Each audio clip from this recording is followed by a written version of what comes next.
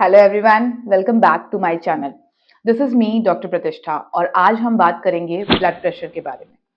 Blood pressure को कैसे control में लाना है और क्यों कंट्रोल में लाना है, ये दो ही टॉपिक हम आज के वीडियो में डिस्कस करेंगे। तो ज्यादा समय वेस्ट नहीं करते हैं and will get back to our point. तो बेसिकली ब्लड प्रेशर को कंट्रोल करने की 6-7 इजी ट्रिक्स हैं जो आप कर सकते हैं अपने साथ। First and foremost is a healthy diet. अब कई बार लोग बोलते हैं हेल्दी डाइट क्या होता है। तो हाइपरटेंशन जिन लोगों को है, यानी जिनका बीपी ज्यादा रहता है, वो रूटीन खाना जो हमारा दाल चावल रोटी सब्जी है वो सब खा सकते हैं।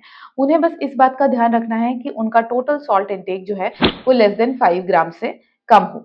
अब लोग पूछते हैं कि ऐसे कैसे पता चलेगा कि 5 ग्राम्स हुआ कि नहीं हुआ। तो आपके घर में अगर मान लीजिए आप एक सॉल्ट का पैकेट लेके आते हैं, वो कितने टाइम चलता है एंड आपके घर पे कितने मेंबर्स हैं, उसके बेसिस पे आप एक ग्रॉस आइडिया लगा सकते हैं कि पर पर्सन सॉल्ट कंजम्पशन कितना आ रहा है।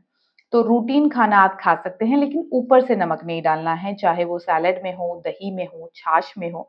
और ऑफ कोर्स सॉल्ट रिच चीजें जैसे कि अचार और पापड़ आपको नहीं कंज्यूम करनी है। दूसरी बात आती है फिजिकल एक्टिविटी की।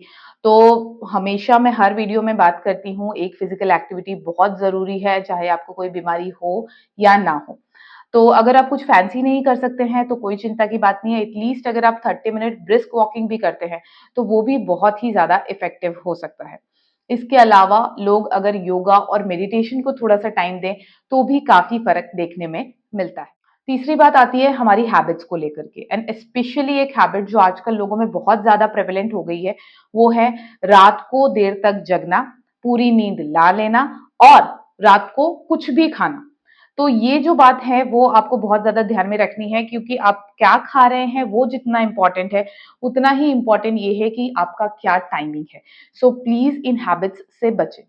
हैबिट्स की बात करते हुए ये भी ध्यान रखना है कि अल्कोहल और स्मोकिंग दोनों ही हाइपरटेंशन का एक तो रिस्क भी बढ़ाते हैं।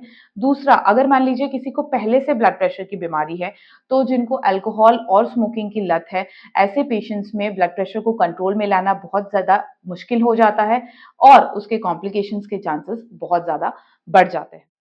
आगे बात करें तो स्ट्रेस स्ट्रेस भी आजकल की लाइफ का एक बहुत ही इंपॉर्टेंट फैक्टर हो गया है जो ब्लड प्रेशर को बढ़ाता है।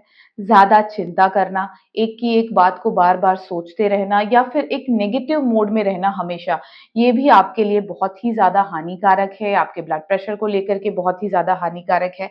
बिकॉज बॉडी में काफी सारे हॉर्मोन्स रिलीज होते हैं at the time of stress which are not good for your body. So try to keep your mind calm, meditate a little, move around, घूमिए फिरिए, खुश रहिए, अपनों के साथ रहिए। Last but definitely not the least is medicine.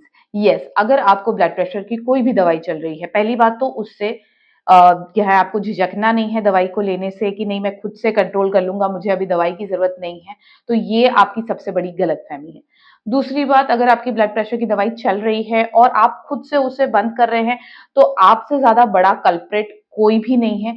आप अपनी आगे की जो भी कंडीशन होगी उसके लिए खुद से रिस्पॉन्सिबल होंगे।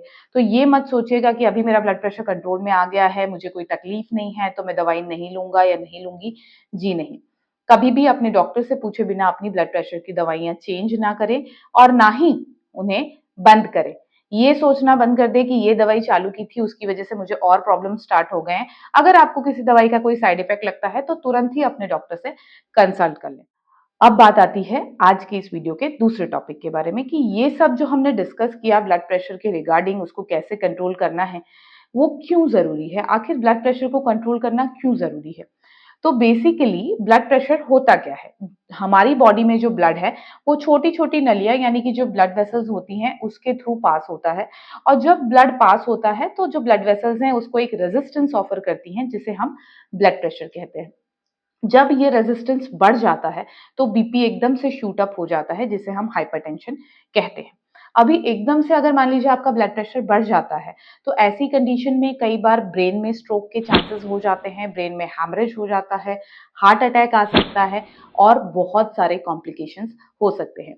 इन सारी तकलीफों से आप बच सकते हैं अगर आप आगे के जो मैंने स्टेप्स बताए थे उनको अच्छे से फॉलो करें, ध्यान रखें और अपनी बीमारी से दूर भागने की जगह उसे अपनाएं, उसे अपने जीवन का एक हिस्सा बनाएं और अपने जीवन को उसके हिसाब से ढाल लें। I hope this video was helpful to you. Please be very adherent to your medications. Share this video with somebody you think might need it. Stay happy, stay healthy, and please don't forget to subscribe to my channel. Bye bye. Take care.